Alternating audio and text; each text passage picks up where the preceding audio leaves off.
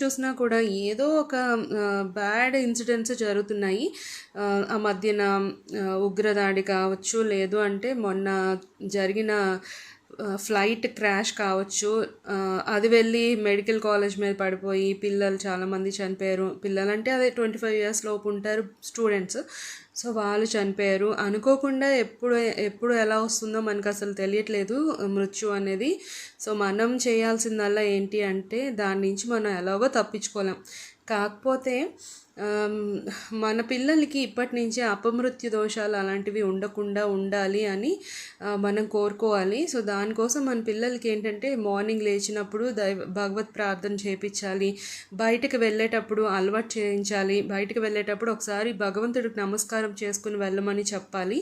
అలాగే ఈవినింగ్ వచ్చిన తర్వాత ఒకసారి థ్యాంక్ యూ చెప్పుకోమనాలి.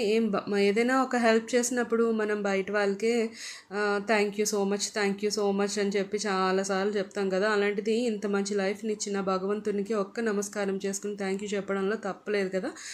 మా అమ్మాయికి అయితే నేను అది అలవాటు చేయించాను. ఖచ్చితంగా అది వచ్చి స్నానం అంతా కంప్లీట్ అయిపోయిన తర్వాతనో లేదా వచ్చిన వెంటనే మనసులో అయినా సరే థ్యాంక్ యూ చెప్పుకుంటుంది. ఇంకా తర్వాత పడుకునే ముందు కూడా ఒకసారి మన ఇష్టదైవారాధన ఏది ఉంటే ఆ దేవతకి సంబంధించిన నామాలు ఒకసారి 1, 2, 3 తలుచుకోవడం కానీ, లేదు ఒక నమస్కారం చేసుకుని దండం పెట్టుకుని ఈరోజు ఇంత మంచిగా హ్యాపీగా అయిపోయినందుకు థ్యాంక్ యూ చెప్పుకోవడం, ఇలాంటివన్నీ మనం నేర్పించాలి. ఇవి ఇప్పుడు నేర్పించడం వల్ల ఏమవుతుందంటే బయటకి మనం వెళ్ళేటప్పుడు ఏదైనా ప్రమాదం వచ్చినప్పుడు దాని తాలూకా తీవ్రత మనకి కొంచెం తగ్గుతుందనమాట. ఏదో పెద్ద ప్రమాదం జరిగి ఉండాల్సిన రాత ఉంది అనుకోండి, దాని నుంచి మనం కొంచెం తప్పించుకునే మార్గం భగవంతుడు మనకి ఇస్తాడని నేను అనుకుంటాను.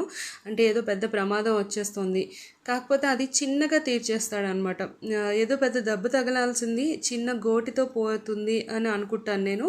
నాకు చాలాసార్లు భగవంతుడు అలాగే కాపాడాడు. మనం కొంచెం నమ్మకం ఉంచాలి, భక్తితో ప్రేమతో ఉంటే భగవంతుడు ఖచ్చితంగా మన మొర ఆలకిస్తాడు. అలా కాదు ఏం చేసినా కూడా మాకు ఇంకా బాధలు వస్తున్నాయి అని అనుకునేటట్లయితే ఆ బాధల నుంచి తట్టుకునే శక్తినైనా భగవంతుడు ఇస్తాడు ఖచ్చితంగా. ఆ నమ్మకం నాకు ఉంది. నేనైతే ఎక్కువగా లలిత అమ్మవారికి ఇంకా శ్రీకృష్ణ పరమాత్ముడికి ఎక్కువగా దండం పెట్టుకుంటాను నేను. నేను మిమ్మల్ని కూడా అలాగే దండం పెట్టుకోమని చెప్పట్లేదండి. జస్ట్ నేను నార్మల్గా నా రొటీన్ ఎలా ఉంటుందో చెప్తున్నాను. దాంతోపాటు కొన్ని విషయాలు అయితే షేర్ చేస్తున్నాను నా లైఫ్లోవి అంతే. చాలాసార్లు నేను ఎవరితోటైనా గట్టిగా వాదించాల్సి వచ్చినప్పుడు సైలెంట్గా కొన్నిసార్లు మొహమాటం వల్ల లేకపోతే ఇంకోటో జరిగి కొంచెం కామ్గా ఉండిపోయిన పరిస్థితులు వచ్చాయి.